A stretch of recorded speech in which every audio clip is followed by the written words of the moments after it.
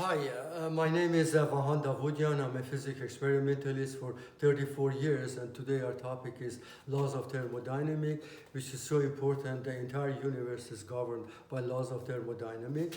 And this is my logo. I created this. When you click on this logo, green logo, you can watch all my 73 theories. It says Science by Vahan Davudyan, how to promote the science.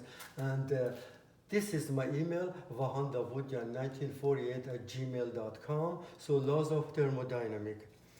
And it's so important, of course, I have to explain step by step. And this is going to be so comprehensive. You guys are going to love this because I have a special experiment. It's never been done before. Because laws of thermodynamics is always considered arrow of time. So what it means that it goes from hot to cold and it's always one way, so you cannot reverse it. Well, of course, it is possible to reverse it, but you have to bring new energy in. I'm going to show you this special experiment, which is extremely important for the arrow of time. And imagine if I stop my watch for 15 seconds. I'm going to do it right now. So exactly 15 seconds.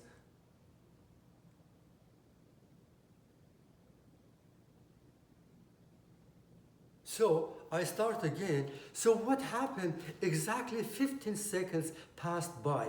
So I cannot go back because I'm 15 seconds older now. So that is the way the laws of thermodynamics works. It's always one way. Well, in fact, this is the transformation of heat into energy, which was, this happened from 17th century, and then I will explain step by step what happened, and then what are their contribution with all these scientists here. And then this laws of thermodynamics is practically started way before the engine was even invented, like in 17th century for new common steam engine, and the main objective was to increase the efficiency. Well, efficiency is so important because according to laws of thermodynamics, if you have like 1000 Newton force, you cannot get exactly 1000 Newton force. Your input is 1000, you're not going to get 1000 because of heat and then friction and some of the things is going in a surrounding. So in other words, it's wasted. And laws of thermodynamics, there are three more laws, three important laws. The first one says the energy neither can be created nor destroyed. So what happened? We are converting from electrical to mechanical, mechanical to electrical, and so many. What we are doing, we're converting the energies. But something important comes in the equation. Anytime we have a motion, even in molecular level, there is some heat, there is some friction. Well, in other words, it goes to the environment. So in other words, you cannot get that back. So the useful work is done. Well, of course, I have to explain about the entropy later. And then the second law says, it's so important.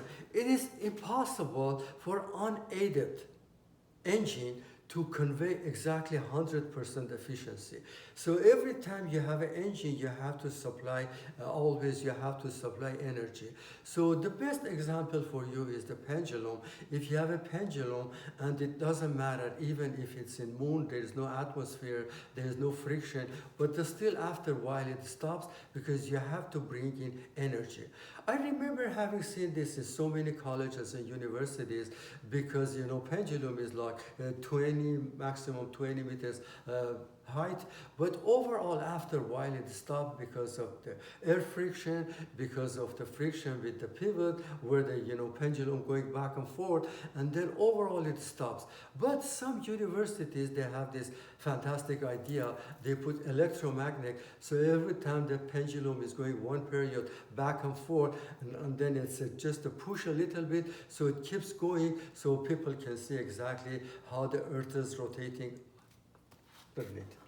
So, and then the third law, it says it is impossible to get, to absolute zero, which is minus 273 0.15, which is impossible. Well, of course, I remember a few months ago, I had a theory for, University of Colorado, and Dr. Eric Cornell or Carl Wyman, they got Nobel Prize in 2002 because they had to go to billions of, the degree. It was, with laser and, magnetic trapping and so many other things, and they got both Nobel Prize for this.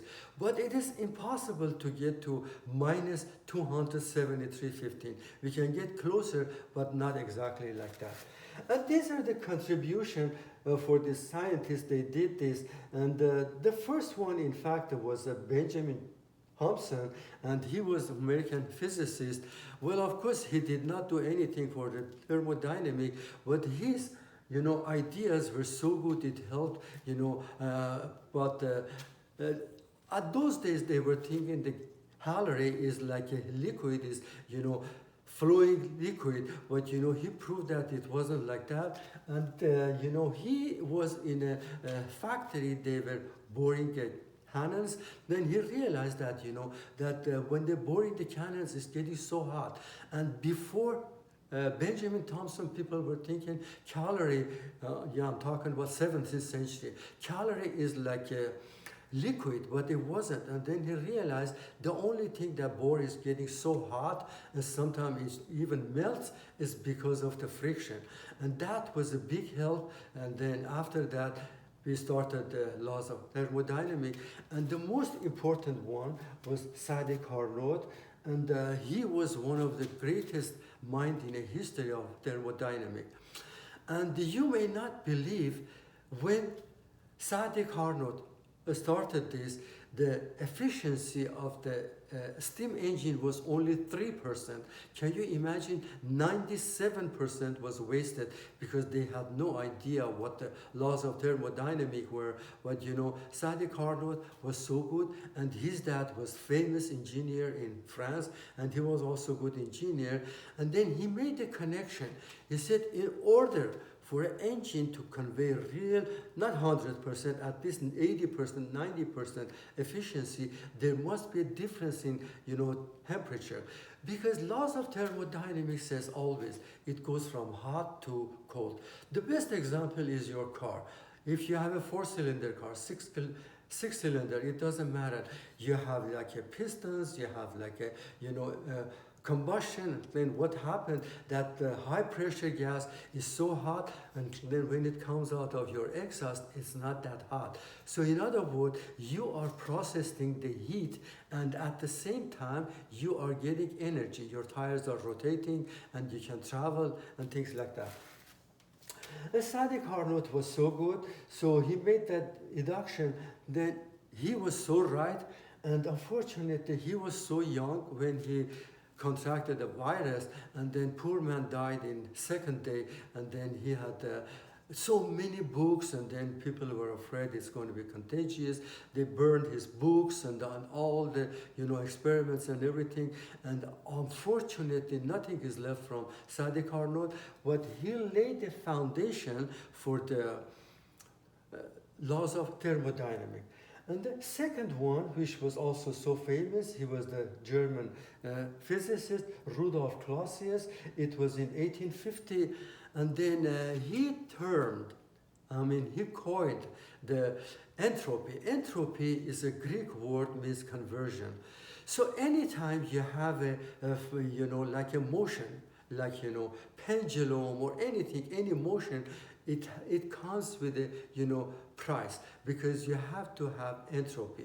Entropy means measure of disorder.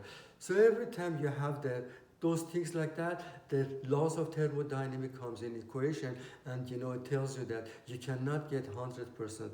So Mr. Rudolf Clausius did this, and then after him it was Lord Kelvin, or his name was William Thomson. It was in 1892, and then he also his contribution was so good for the laws of thermodynamics, and also he came up with a special table I show you in a few minutes, Kelvin table, and his contribution was so good.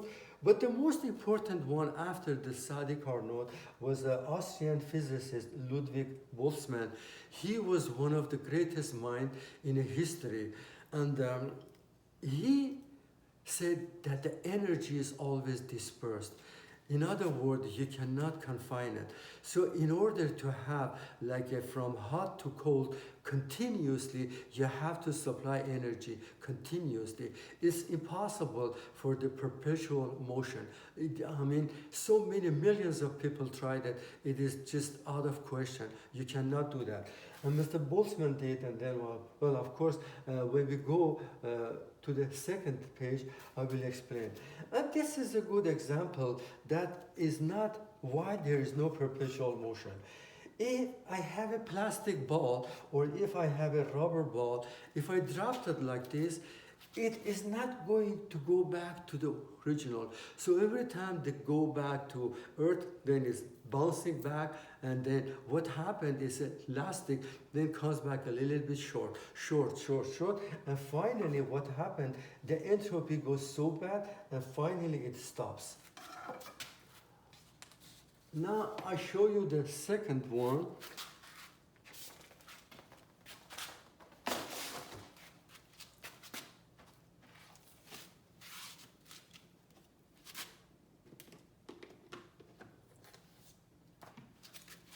This poster is so important. It shows why some, processes in our nature is spontaneous and some processes are not. So overall, all the, processes in the nature are irreversible. So like I said a few minutes ago, if you want to have your pendulum keep swinging back and forth, you have to have supply energy. And this is a good example. If you have a scrambled egg or fried eggs, it cannot be unscrambled because this is practically from the scientific point of view called entropy. If you have broken dishes, this is a disorder or this is an entropy.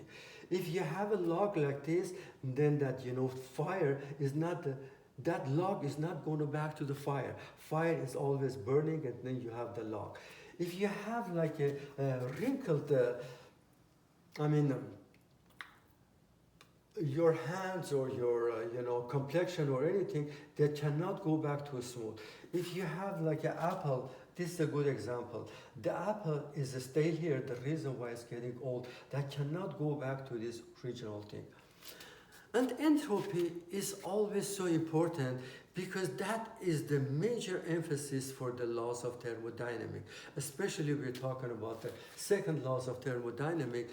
And imagine if I have a water and they have a solid, and then if I have an ice, so each one has a different entropy.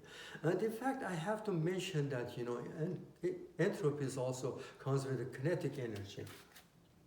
So what it means that the entropy means that is taken away your energy. That is the amount of energy which is not available to do the useful work. So that is so important that we realize that. And then for the absolute zero, if if everything is ceased, because overall, when you're talking about solid, all those states, solid and the liquid and everything else, there is a kinetic energy. It's a microscopic. Of course, unfortunately, we don't see, but they exist. When it ceases to zero, it means that there is no kinetic energy in those molecules or atoms, and then we got the absolute zero, and at that time, the entropy is zero.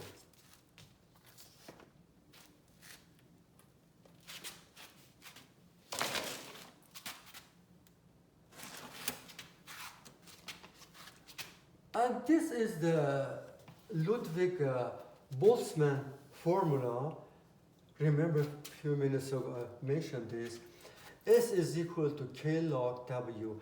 This is so important, and this was formulated by Ludwig. And then S is an energy, and W is so important. I want you to pay attention. It is the number of distributing atoms possible ways. That can be billions of ways.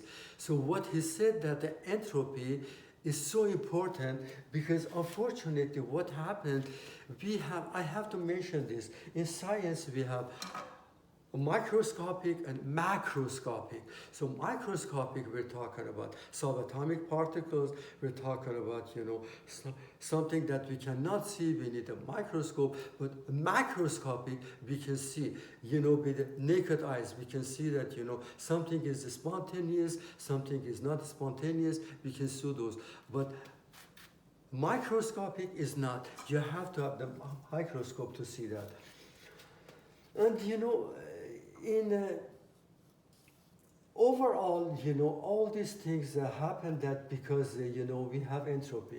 And this is the good explanation. You can see the hot reservoir and we have a cold. This is exactly the way my car engine does, So it's called second law. So what happened, you can see here, it's going from hot to cold.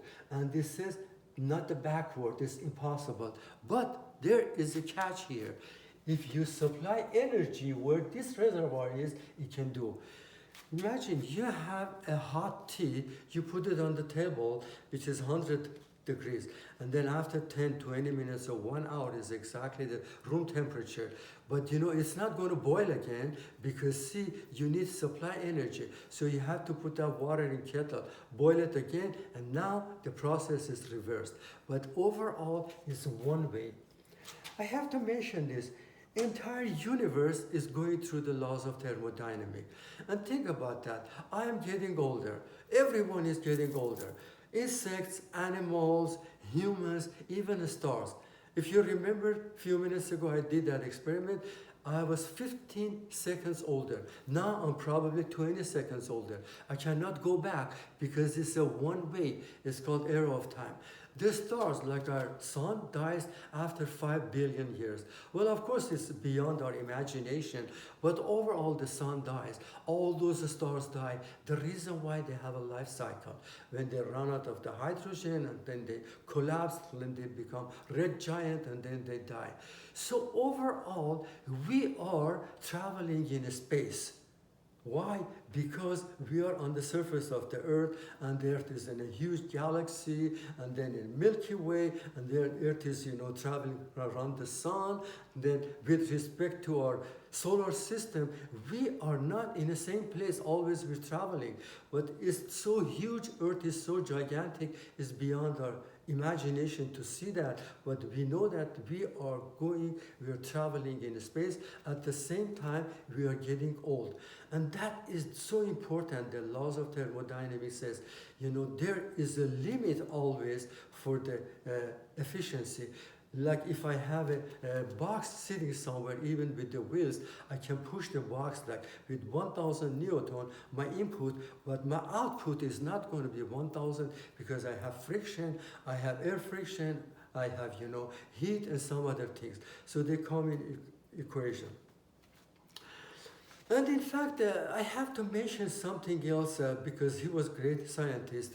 His name was James Watt. But I don't know why physics books, they never mention his name because his contribution, well, of course, at that time, he had no idea about the laws of thermodynamics. Well, what he did improve Mr. Newcomen's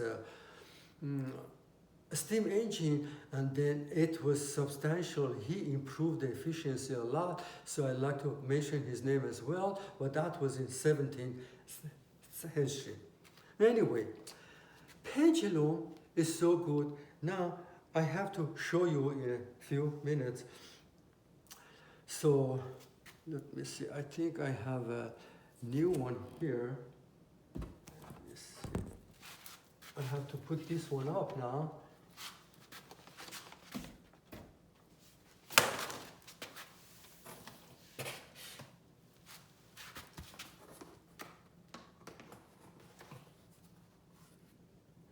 The best way to understand laws of physics is the pendulum.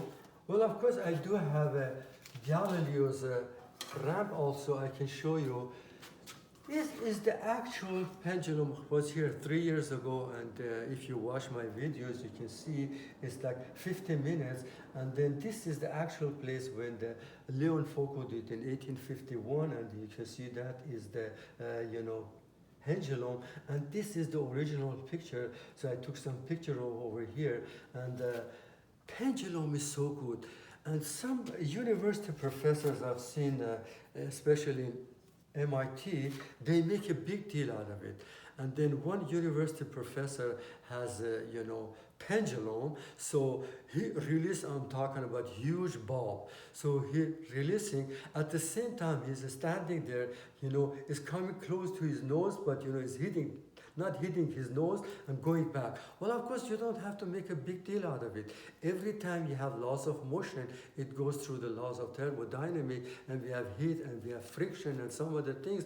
And always it's going from less and less and less, because even with one swing, that pendulum is going to go less.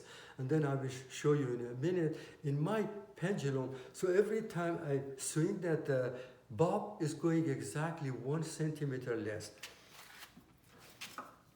And you can see here something important happened, because you have, when you raise this, bob from equilibrium, or exactly the way, because see, now this is going through the center of the earth, but see, we don't see it, but it's accelerating through the center of the earth. So when I give it some energy, I raise this bob and then I bring it over here. So I am increasing the gravitational potential energy. When I let that go, it goes here.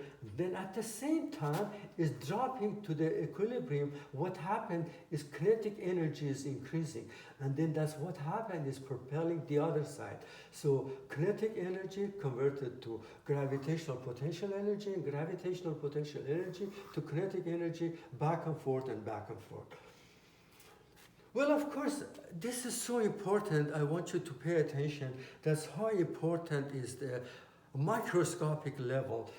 Because, my expertise when I was so young was electronic, and I came up with this idea that this is good. I always mentioned in my theories that, even in atomic and subatomic particles, laws of thermodynamics comes in action, because there is no way we can have perpetual motion unless we bring in some new energy. And this is one example, and you can see this is called tank circuit. One, we have a transistor over here, and I have to explain a little bit. Transistor is the fastest switch in the world. It's so fast. Well, of course, I'm not going to go into detail. So we have here capacitor and inductor. So this is so important. This inductor has magnetic field. When it collapses, it's charging the capacitor. When the capacitor discharges, is going to the capacitor, back and forth, back and forth. Well, something amazing happened here. Even though it's a flow of electrons, but it's a subatomic, but after a while they stop. The reason why, the electrons had to hit one another, and then hit the atoms and some other things. So every time they hit, they lose a little bit energy. The best example is the when you play pool table, you have the cue ball, then you hit, then everything is dispersed. At the same time, that cue ball is losing some energy, but is conveying the energy to the other balls. So what happened here, this is going back and forth and back and forth.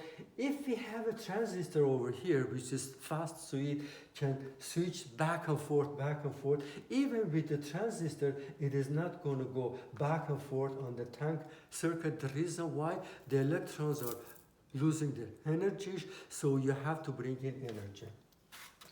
Of course, this is the table Mr. Lord Kelvin did, and this was so good because it helps scientists, and you can see at minus 27.3.15 is absolute zero. Then you can see he's started from 375K, then it's different, but overall in science they use this a lot. And this is called the thermoimaging, and then you can see these hot parts are the red parts, then the yellow is less hot, the blue is less, and then they use this in science. So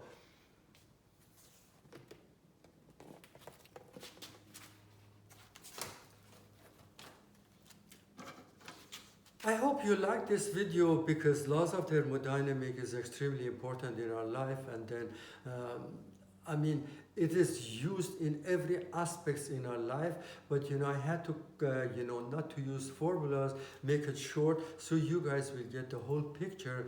I appreciate your patronage, and then you guys are always helping me, especially your emails and then your encouragement. Some people text me, some people even call me. I appreciate that. Thanks a lot. And if you like this video, you can go ahead and subscribe it. And always, I admire your ideas, and always I put it in action, and I honor your ideas. Thanks a lot. Have a good day.